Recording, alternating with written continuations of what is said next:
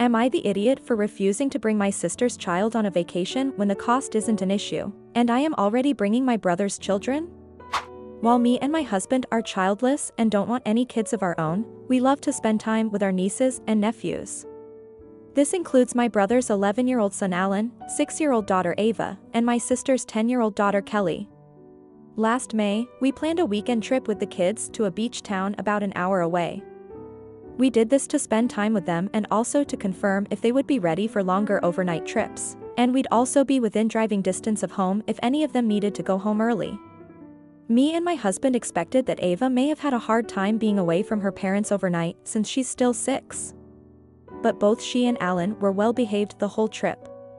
Kelly, however, misbehaved for the entirety of the beach trip. Friday, pick up from their parents' houses around 5 and got to the beach town by 7. During the car ride, Kelly was being an instigator and kept trying to start a fight with Alan. Kelly was not listening at the grocery store and refused to take turns with Alan and Ava with the TV.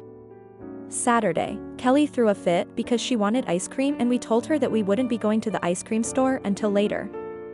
We told her she could have fruit for a snack if she was hungry, and Kelly threw some of the fruit in the trash before my husband stopped her. At the beach, Kelly kept refilling the hole Ava was trying to dig with sand despite being told multiple times to stop.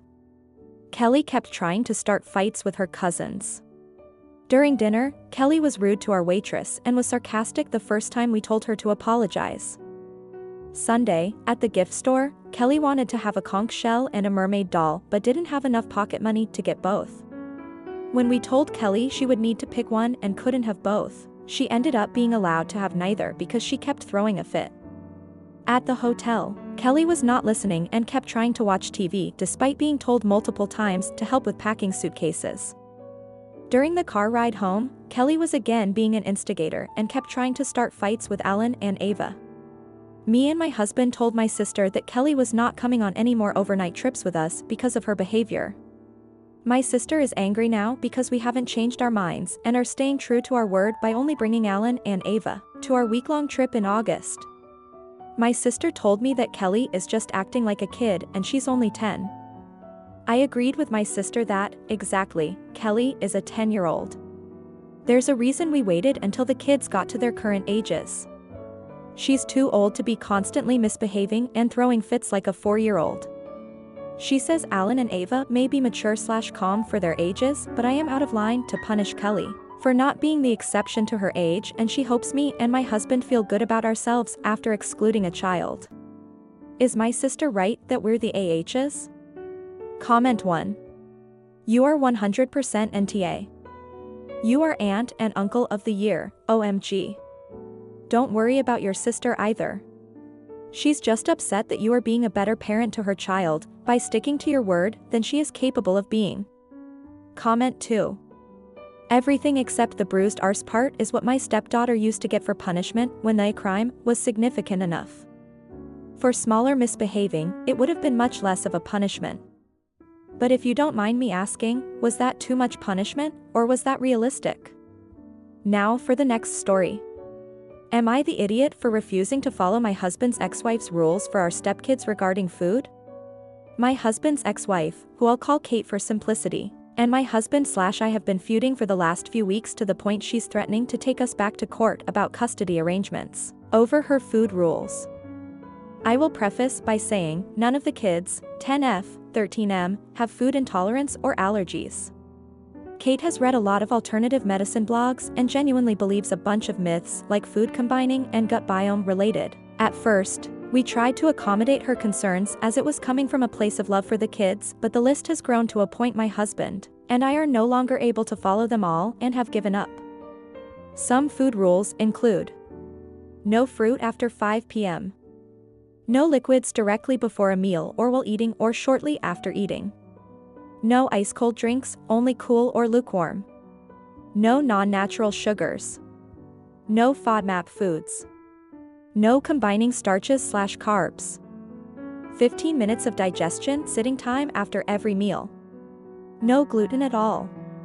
There are way more rules than this. We have a Google document that she updates with new rules and hyperlinks to his studies that show why it's important that the stepkids follow these rules. The reason why I wonder if we're being an asshole for not following these rules is the history between Kate and my husband. My husband's third child with Kate passed away at a very young age due to complications from an allergy. They had left the 3 kids with Kate's niece as a babysitter, and their youngest son had an allergic reaction. No one knew that 3M was allergic to anything, and the cousin mistakenly thought an allergic reaction was just being ill and gave him Benadryl to help him sleep it off. It was what led to their marriage breakdown, and Kate has been very fearful about what the other 2 kids eat ever since. My MIL is firmly on Kate's side and has been berating my husband and myself for not following Kate's rules regarding food. But my children/my husband's stepkids, 10M, 15F, don't follow these rules obviously, and it's making all meals impossible to handle. 10F, 13M hate following these rules when my children don't, and my husband and I don't think it's fair for my children to have to eat this restrictive diet. Comment 1. While I understand Kate is hurting from losing a child, her hurt and fears are spilling over onto her living children in such a way to likely cause disordered eating.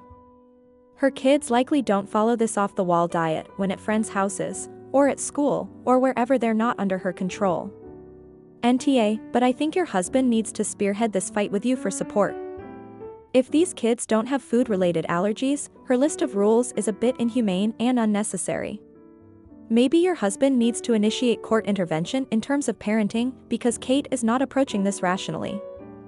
I can't imagine a pediatrician or any other doctor backing this food regimen. Kate needs some therapy, and MIL needs to stay in her lane or get behind her son, not former DIL. Comment 2. Especially since at least one of those rules is actively dangerous. You can't subsist on a FODMAP diet for more than a few weeks. It's designed for people who have food intolerances to figure out what they are by cutting them all out of their diet and reintroducing them. There's no earthly reason for anyone else at all to even look at it. Other rules are also not great health-wise. Liquids while/after eating aids digestion and prevents overeating, and a gluten-free diet for someone who isn't intolerant can mess up your digestive system long-term. Also, I'm laughing hard at no combining starches and carbs. Starch is a carbohydrate, as anyone who vaguely listened in biology and/or chemistry in school can tell you. Now for the next story. Am I the idiot for being sarcastic with another parent? I, 21M, am a single dad to my daughter, 5F.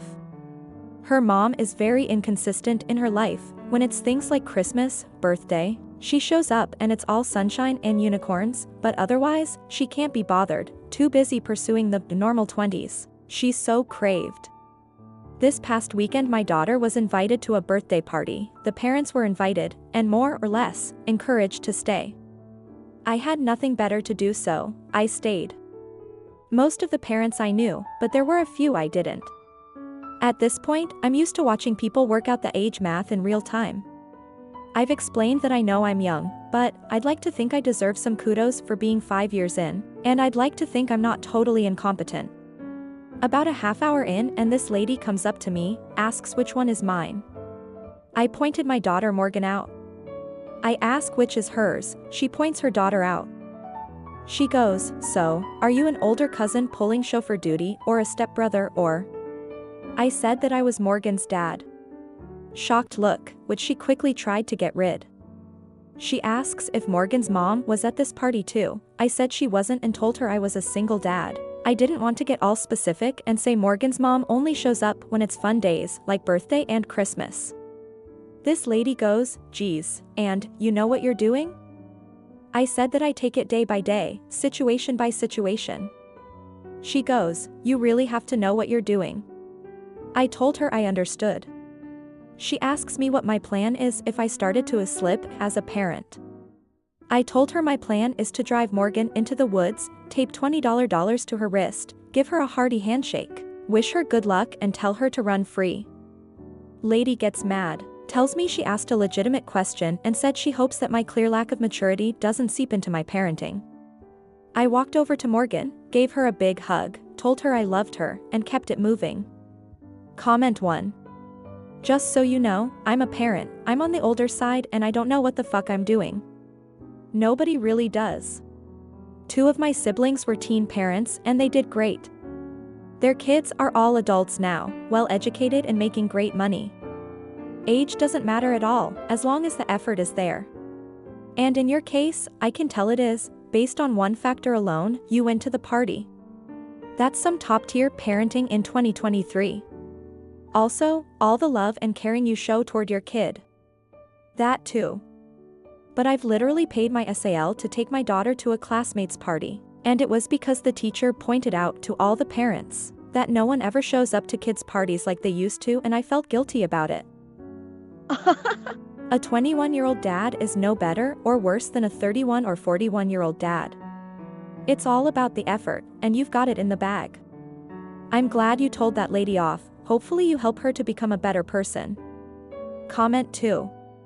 My husband's parents were the type who knew everything, mine were the type that wore their flaws on their faces, so we are trying to walk the fine line in between.